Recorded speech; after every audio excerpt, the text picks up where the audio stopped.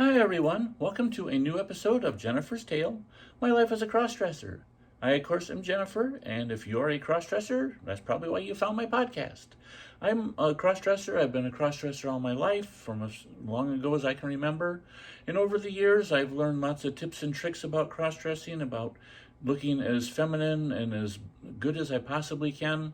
I've learned a lot about me as a person. I've learned about my life, my hopes, my dreams, thoughts and feelings, and that's what this podcast is about. It's about me opening myself up like an open book and sharing lots of stuff with you. If you are a friend of mine, if you are a crossdresser, if you are somebody who is trans or knows somebody who's trans, or anybody like that, this podcast is for you. If you are a crossdresser, you'll probably understand what I'm talking about. If you are a friend of a crossdresser, you'll probably get into our minds a little bit and know a little bit about how we think. If you're watching this on YouTube and this is your first time, please do me a favor. Click on the link right below me and subscribe to my channel. You'll always have a new episode of Jennifer's Tale to watch on Fridays, or at least pretty much like clockwork. It comes out on Friday. You can also check out the back catalog. I've done over 100 episodes. So there's a lot of stuff for you to watch and learn about. Learn about me, learn about yourself. If you listen to this on iTunes, Spotify, iHeartRadio, wherever you download audio podcast, welcome as well. Please do me a favor, subscribe to my podcast. Please leave comments. Positive reviews on iTunes are always a huge help to get other girls to find out about this podcast. And let's get into this podcast. This episode is called Finding Your Tribe. And apologies to Julie and Savannah of the Fox and Phoenix podcast, but I kind of stole this subject from you because you did an excellent job talking about it. And I thought I would talk about it as far as how it relates to me. Now, finding your tribe is something that a lot of minorities or niche groups talk about, is finding your tribe, finding people who are like you, who think like you, who have similar interests to you, and how wonderful it is. It's almost like finding a whole new family. And I can relate to this on quite a few different fronts. I've always been a science fiction and comic book type person, a geeky type person. And growing up in small town Iowa, I didn't have a lot of people to relate to on that front.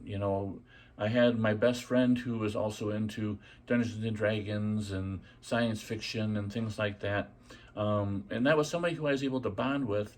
But as time went on and we graduated high school and he moved away, I didn't have a lot of people to talk about. I had to drive an hour one way to get to the local comic book store. And that gave me kind of my finding my tribe to an extent once a week, because I would go and I would talk to the people that worked at the comic shop and be able to talk about geeky things that I enjoyed talking about that related to me. And it was great. But as far as the science fiction stuff goes, I didn't have a lot of people to talk to about science fiction. And back in 1995, I took a big gamble. And in Iowa, on Iowa Public Television, they used to do their fundraising campaign called Festival. And they used to have a group, a local Des Moines science fiction group, come and take pledges, answer phones. And I thought, here's people who are just like me. This is my tribe. I have found my tribe. How do I find out about them? How do I get to know them? So I reached out to Iowa Public Television and asked if I could come take pledges on that particular night when they would be there. And somebody wrote back to me and was like, yes, by all means, come down. You can hang out. You can answer, sit on the phones, take pledges. And that first trip from going from my small town to Des Moines, the biggest city in Iowa, was a life changer for me. That one night changed my entire life because I was able to meet people that were like me. A couple of them really befriended me and told me about their group. They invited me to come to the meetings that were happening every other Friday.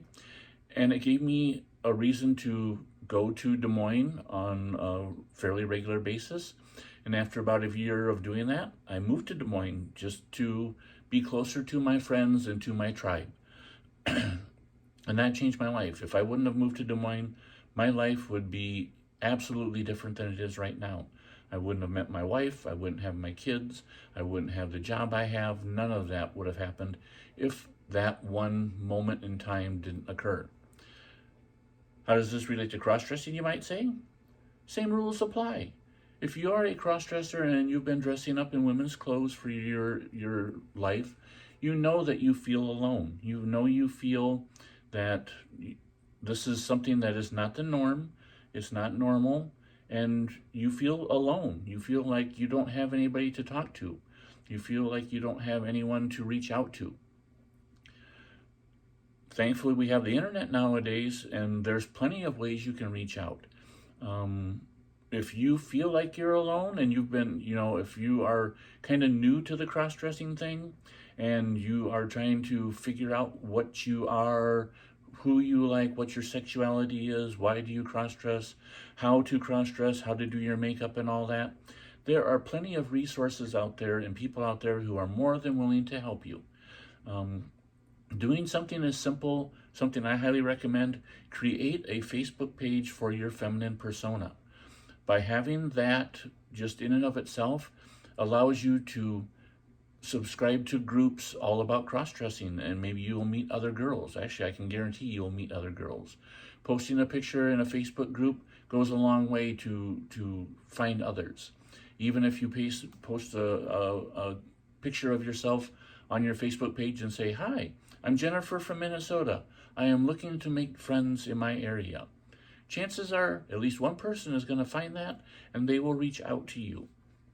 I can tell you about 5 years ago during COVID, when I embraced my femininity, embraced the fact that I wanted to develop Jennifer more than what I had been all this time in my life, making a Facebook page and reaching out to other girls was a revelation. I've met several girls in my area and had coffee with them or chatted with them. There's plenty of girls just around the world that I chat with, and you can have the same thing. You can even reach out to me if you create a Facebook page. Jennifer Hangartner, pretty easy to find, fairly unique name, and I'm more than happy to chat with you. Finding your tribe is very important. It makes you feel that you're not alone. Everybody is warm and welcoming, especially when it comes to cross-dressers. I have yet to find another girl who is very standoffish or doesn't want to talk or is very against me. We're all one big, happy, pretty group, and we all want to fit in. We all want to be part of this big, giant puzzle. We're all pieces in this puzzle, and the best part is that all these pieces are universal. We can link with one another, and we can be a group and a tribe that can be proud and supportive of each other, and that's part of what makes life special. So make sure you try to find your tribe. If you're having difficulty, create a Facebook page, reach out to others, reach out to me, and don't just be by yourself, be on your own. You'd be amazed how much more fulfilling your life will be if you are able to share your secret, your cross-dressing, with somebody else. And there you go. If you have any questions, if you want to reach out to me, like I said, I'm easy to find. If you go on Facebook and look for Jennifer Hangartner, Hangartner, you can find me. You can also find me at Jennifer's Tale, My Life as a Crossdresser, my Facebook page. You can send me an email at Jennifer's Tale Podcast, it's all one word, at gmail.com. And reach out to others. Reach out to everybody out there. Don't be afraid. That's it. So until next time, this is Jennifer saying hugs and kisses. Bye-bye.